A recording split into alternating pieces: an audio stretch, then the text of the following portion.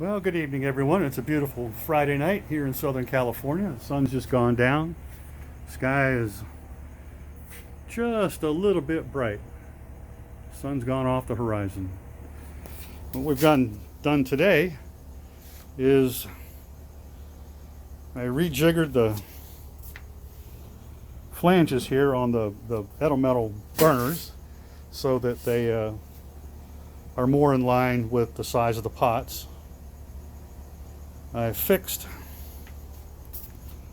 back here one of these, one of the valves had busted off, and I got a new one and put that in. That's about ready to go. We have our beautiful new 20-gallon boil kettle. It's lovely. It's got the false bottom in there. Thermal probe coming out the side here to measure your temperatures. Pretty soon I'm going to punch a hole and put a tap in the side right over here for a system I can whirlpool the wort after it's done boiling and you put all your hops into it.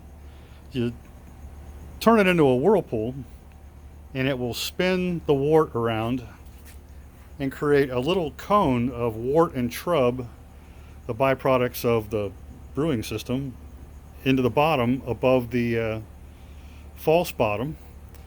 You let it run for about 10 minutes doing that by pumping the wort out. You pump it out of here, into the chugger, out of the chugger, into the whirlpooler, and just let it run. And let it go for about 10 minutes, and and turn it off, and it'll slow down, and all the remaining junk and trub and byproducts of the brew will fall to the bottom. I rejiggered the metal burners here and had to reset the size of the little flanges out here to hold the kettles from falling down. We've moved the old 15-gallon over here to be part of that's going to be the boil kettle now. I'm probably going to have to punch a hole in this lid, much like this lid, to transfer the wort from the boil kettle down through a pump and up and in. That's not going to be a problem. I got some new tubing today for the fermenters, both of them, and some little orange hose clamps. I also got glycol. If you can see that in there, that blue liquid. I'm going to need a little bit more glycol, just another half gallon or so. I can pick that up Monday. It's not a big deal. I won't be using it this weekend anyway.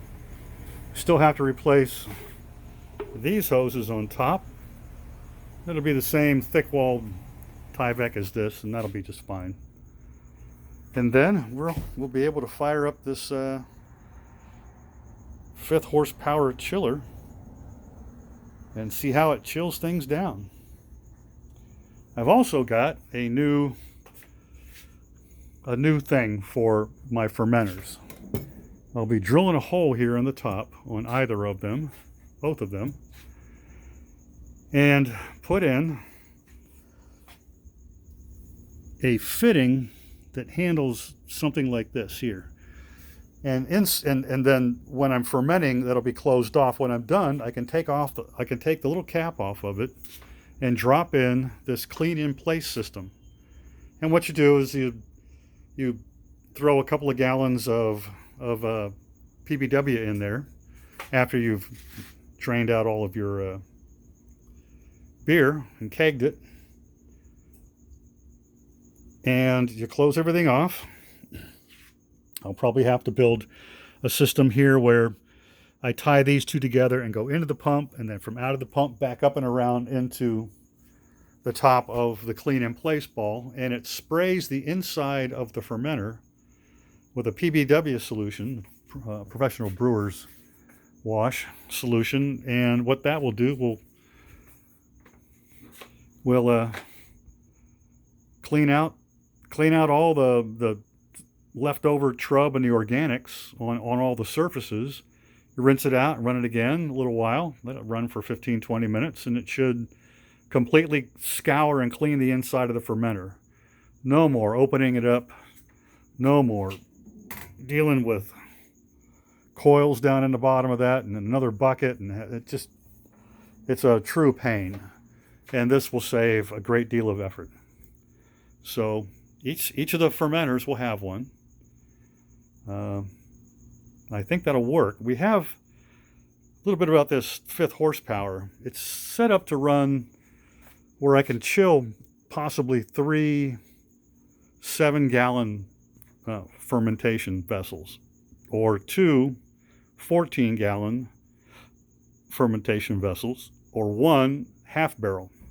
Well, I have 2 half barrels here, but I'm not going to be putting 15 gallons, a half barrel of beer in either of them, because my brew system, well, it can do it now, but it won't handle it. So what I'm going to do, since I'm only brewing 10 gallons at a time, I think this will be adequate. I think that'll work. And I may have said this before last time.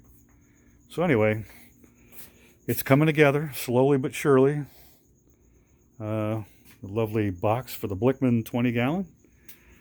And very, very soon we'll have a beautiful brew going on here. I can't wait. It's been too long since I've been able to brew.